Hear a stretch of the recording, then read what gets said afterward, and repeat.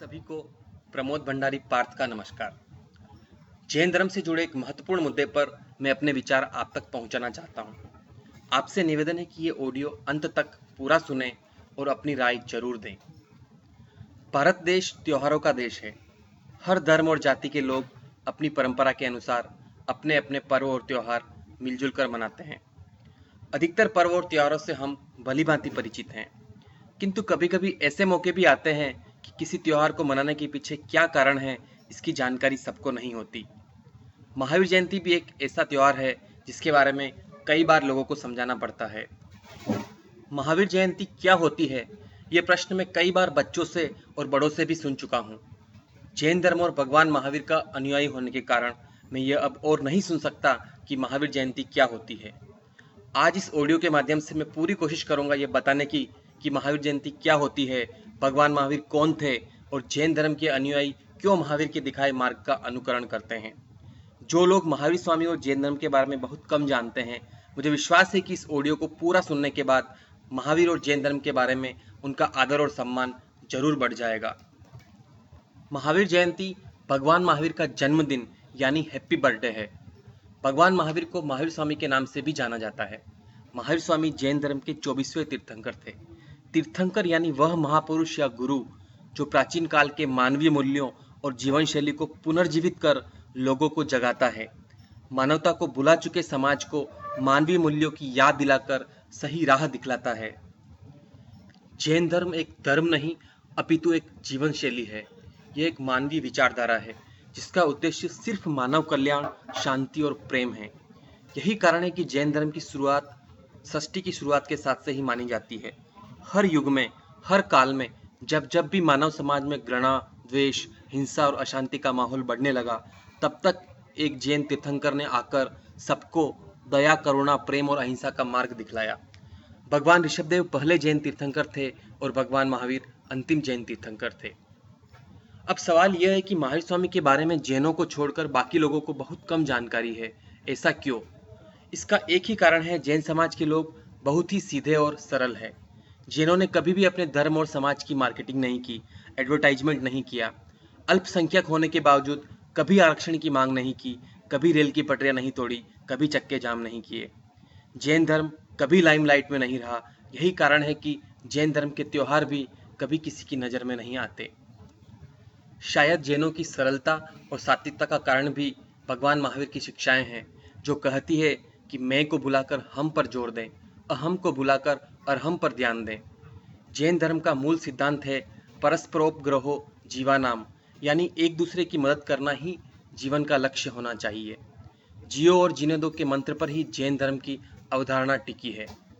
मेरा मकसद महावीर जयंती के बहाने जैन धर्म के सिद्धांतों का बखान करना या महावीर के विचारों को किसी पर थोपना नहीं है, लेकिन एक महापुरुष की शिक्षाओं की प्रासंगिकता को आप तक पहुंचाना है। जैन धर्म की 5 मुख्य शिक्षाएं हैं: सत्य, अहिंसा, अपरिग्रह, अस्तेय और ब्रह्मचर्य। ये 5 शिक्षाएं हर युग में और हर काल में उपयोगी है। जैन शब्द की उत्पत्ति जिन शब्द से हुई, जिसका अर्थ है जीतने वाला। जिसने अपनी इंद्रियों को जीत लिया वह जैन है। जो अपने मन के आवेगों पर काबू पा लेता है वह जैन है।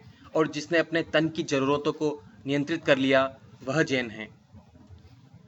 जैन धर्म दया, करुणा, प्रेम, शांति और भाईचारे का पाठ पढ़ाता है। क्षमा वीरस्य भूषणम के वाक्य को हर इंसान को अपनाने की प्रेरणा देता है, जिसका अर्थ है कि क्षमा ही वीरों का आभूषण है। महावीर किसी दुश्मन को हराकर या किसी के राज्य पर कब्जा करके वीर नहीं कहलाए, बल्कि क्षमा, दया और प्रेम की मिसाल बनकर महावीर कहलाए। क्षमापना पर्व जैनों का महापर्व है। इसे संवत्सरी या पर्युषण के नाम से भी जाना जाता है। यह पर्व साल भर में की हुई गलतियों के लिए एक दूसरे से माफी मांगने और माफ करने का दिन है। जैन धर्म को छोड़कर किसी भी अन्य धर्म या संप्रदाय में एक दूसरे से क्षमा मांगने को एक त्योहार के रूप में मनाए जाने का कोई उदाहरण नहीं मिलता।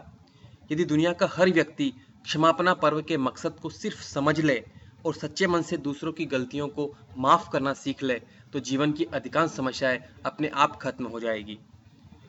दुनिया का हर धर्म अच्छी शिक्षाएं देता है और जीवन को मानव कल्याण में लगाने की बात करता है।